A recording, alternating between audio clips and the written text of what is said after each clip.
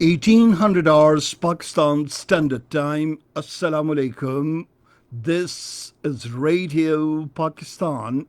The news read by Daman Zaman. The headlines. The Prime Minister has expressed pride in his team for helping him in efforts to effectively deal with COVID-19 crisis. The Special Assistant to the Prime Minister on Information says balancing life and livelihood has been the government's prime focus since the outbreak of coronavirus.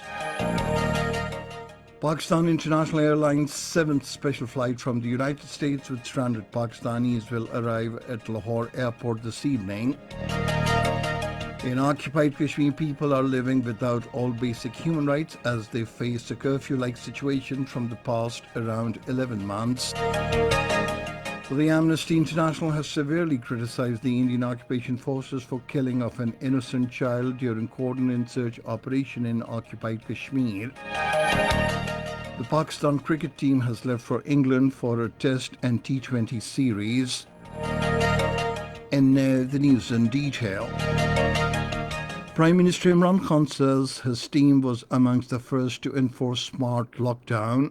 In a tweet today, he said he is proud of his team for helping him continue to navigate the country through the COVID-19 crisis. The Prime Minister said from now onwards, if we follow the standard operating procedures, we will see off the worst of this crisis. He also shared an article of Bloomberg titled Smart Lockdowns Are the Future in Europe. The article says Germany, Italy, and Portugal are betting on smaller local shutdowns to prevent a new surge of coronavirus infections. The Special Assistant on Information and Broadcasting, Asim Salim Bajwa, says balancing life and livelihoods has been prime focus of the government since the outbreak of coronavirus pandemic. In a tweet today, he said key to fighting this pandemic has been to contain it through smart lockdown and adherence to standard operating procedures. The Special Assistant said our nation adapted and showed remarkable improvement in wearing face masks and observing the social distancing. The first consignment of indigenously manufactured ventilators will be handed over to the National Disaster Management Authority this week. This was stated by the Federal Minister for Science and Technology, Chaudhry Fawad Hussain, in a tweet today. Congratulating the NRTC on the achievement, he said 3 more designs of ventilators are in the last phase of development. He said after manufacturing these new ventilators, Pakistan will be among those countries which manufacture complex medical equipment. Chaudhry Fawad Hussain said all these machines will be according to the European Union standards. The Punjab Chief Minister Sardar Usman Khan Bustar says the government has sealed off the worst hit areas by coronavirus to curb the spread of the virus. In a statement, he said implementation of smart lockdown in the Punjab has yielded positive results. He urged the people to wear face masks when leaving their homes. The Chief Minister said the province has achieved the capacity of conducting 12,000 coronavirus diagnostic tests every day. Over 4,000 new coronavirus cases have surfaced in the country during the last 24 hours, taking the total tally to 202,955. These include 74,202 cases in the Punjab, 78,267 in Sindh, 25,380 in Khyber Pakhtunkhwa, 10,261 in Balochistan, 12,395 in the Islamabad Capital Territory, 1,423 in Gilgit-Baltistan, and 1,027 cases in Azad Kashmir. The death toll from the virus stands at 4,118, with 83 deaths reported during the last 24 hours. More than 25,000 corona tests were carried out during this period. 92,624 patients have so far recovered from the infection. The number of coronavirus infection cases around the world has risen to over 10 million, while the pandemic has so far claimed more than 500,000 lives. Over 5.4 million patients have recovered from the disease. The United States tops the list with about 2.6 million infection cases and more than 128,000 deaths. In Brazil, the number of infections have risen to over 1.3 million with over 57,000 deaths. Pakistan International Airlines' 7th special flight from the United States with stranded Pakistanis will arrive at the Lahore airport this evening. The Pakistan Embassy in Washington, in a statement, said these stranded Pakistanis were registered for repatriation after the government of Pakistan announced a series of special flights for the purpose. The government is making all-out efforts to facilitate Pakistanis stranded abroad due to the coronavirus pandemic. This is Radio Pakistan. The Ministry of Religious Affairs will start refunding government Hajj scheme dues from Thursday. According to the spokesman of the ministry, the funds would be refunded through the branches of the designated scheduled banks. The spokesman said all successful Hajj applicants of the government scheme are being informed about the repayment of their amount by sending them messages on mobile phone of each pilgrim.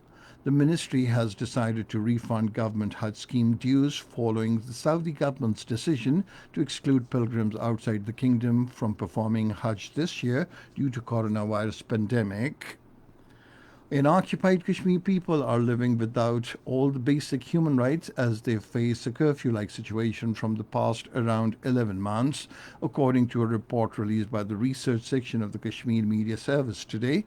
Arrests, killings and rapes have become the order of the day, especially during the past more than 300 days of military lockdown imposed by India after the revocation of Kashmir's special status on 5th of August last year. The report, citing the findings of the Amnesty International and Human Rights Watch on the crippling rights violations in occupied Kashmir, said the youth are the main target of the fascist Modi government. The report particularly mentioned the fresh arrest of Nasima Akhtar Sheikh, the elderly mother of a martyr Tausif Ahmed Sheikh, during a police raid on her house in Rampura area of Kulgam district. It said the Kashmiri women are the biggest victim of harassment and rape. The report added that journalism too had become a crime in occupied Kashmir, where reporters are harassed for reporting the truth.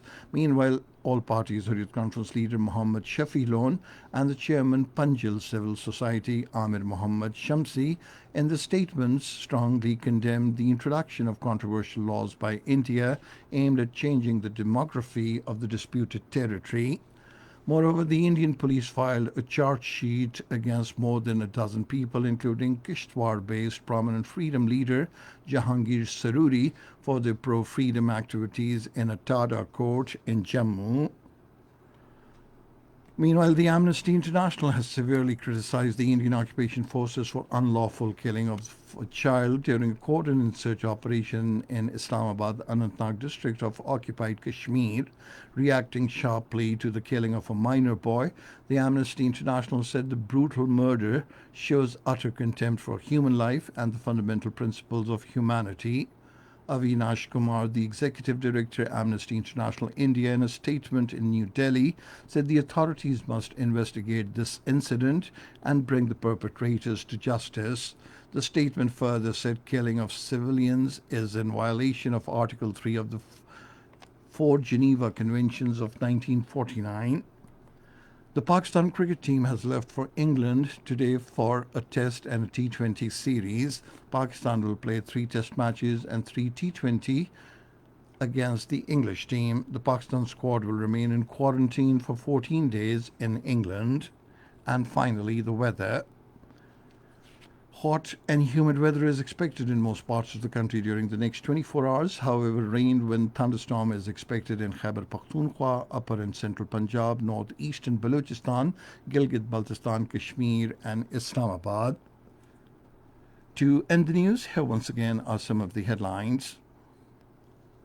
The Prime Minister has expressed pride in his team for helping him in efforts to effectively deal with COVID-19 crisis. The Special Assistant on Information says balancing life and livelihood has been the government's prime focus since coronavirus broke out. Pakistan International Airlines' 7th special flight from the United States with stranded Pakistanis will arrive at the Lahore airport this evening. Those were some of the headlines, and that is the end of this news bulletin. For more news and analyses, log on to our website, radio.gov.pk, and you can also watch the live video streaming of our bulletins on the link, facebook.com/Radio Pakistan News.